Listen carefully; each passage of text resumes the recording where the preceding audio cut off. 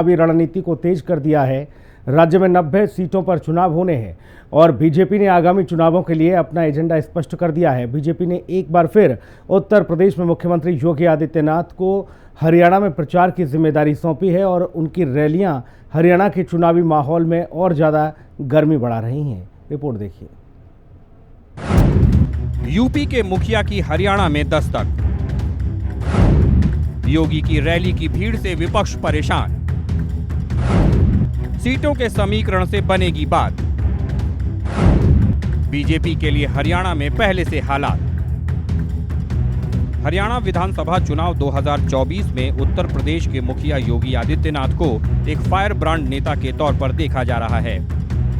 BJP ने हरियाणा विधानसभा चुनाव 2024 के लिए अपनी रणनीतियों को केंद्रित किया है और इसके तहत कुछ मुख्य मुद्दों को जनता के बीच रखा है।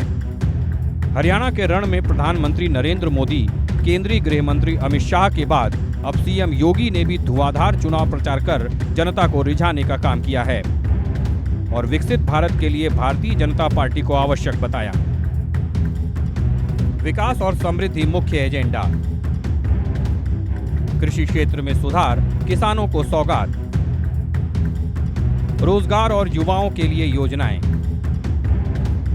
प्रदेश में कानून व्यवस्था और सुरक्षा। स्वास्थ्य सेवाओं और शिक्षा में सुधार। कांग्रेस की सरकार भी कहती थी कि देश के संसाधनों पर केवल मुसलमानों का अधिकार है। भाजपा तो ने नहीं कहा, मोदी जी ने तो कहा सबका साथ और सबका विकास। मोदी जी ने कहा सबका साथ सबका विकास। 80 करोड़ लोगों को फ्री में राशन, 60 करोड़ गरीबों को 5 लाख रुपए की आयुष्मान भारत की स्वास्थ्य सुविधा का कवर, 12 करोड़ गरीबों को 12 करोड़ गरीबों के घर में शौचालय का निर्माण, 12 करोड़ किसानों को किसान सम्मान निधि का लाभ, 4 करोड़ गरीबों के घर में आवास, 10 करोड़ गरीबों के घर में उज्ज्वला योजना का कनेक्शन। ये तो मोदी जी के नेतृत्व में दिया गया है। करोड़ों युवाओं के लिए रोजगार और नौकरी लेकर के भारतीय जनता पार्टी की सरकार आई। आज जहां जहां भाजपा की सरकार है वहां सुरक्षा भी है तो सुशासन भी है, विकास भी है। हरियाणा के रण में सीएम योगी ने यूपी की तर्ज पर हरियाणा की जनता से राम मंदिर, अयोध्या और श्री कृष्ण जन्मभूमि की बात की है। इस दौरान सीएम योगी ने कहा कि अगर हम बटे नहीं होते तो न श्री राम मंदिर टूटता, न श्री कृष्ण जन्मभूमि पर गुलामी का ढांचा तैयार होता और न ही देश को गुलाम होना पड़ता। अब ये समझ में आ रहा है कि अगर हम बटे नहीं होते ना तो न राम मंदिर टूटता, न जन्मभूमि कृष्ण जन्मभूमि पर कोई दूसरा गुलामी का ढांचा खड़ा होता और न ही देश को गुलाम होना पड़ता, कभी नहीं होता।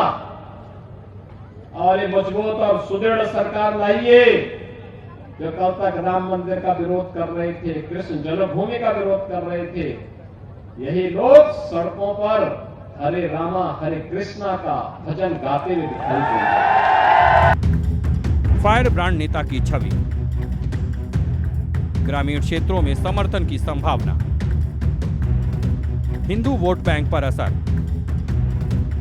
योगी आदित्यनाथ की पहचान एक फायर ब्रांड नेता के तौर पर है जो अपनी नीतियों और विकास कार्यों के लिए जाने जाते हैं।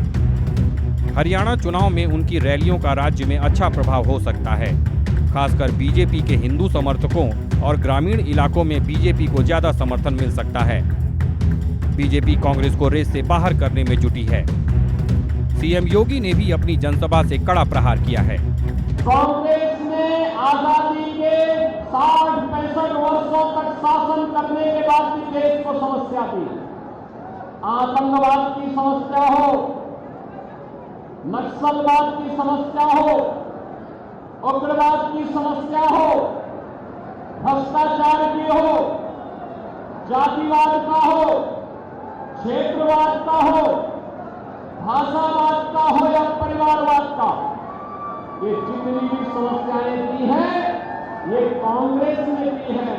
जो कांग्रेस समस्या दे रही हो देश को, बहनों और भाइयों, जब ये देश आज प्रधानमंत्री मोदी जी के नेतृत्व में एक भारत श्रेष्ठ भारत की परिकल्पना को साकार करने के लिए आगे बढ़ रहा है, उन स्थितियों में हमें इस कांग्रेस को जो समस्या का नाम है, इसको स्वीकार नहीं करना चाहिए, इसको बर्दाश्त नहीं करना चाहिए।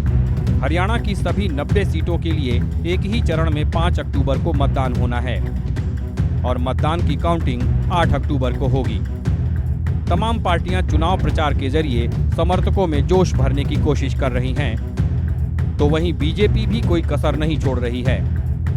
बीजेपी का एजेंडा और योगी आदित्यनाथ के प्रचार से हरियाणा विधानसभा चुनाव के परिणाम पर कितना असर पड़ता है, ये आने वाला वक्त ही बताएगा। ब्यूरो रिपोर्ट, हिंदी खबर। हरियाणा में विधानसभा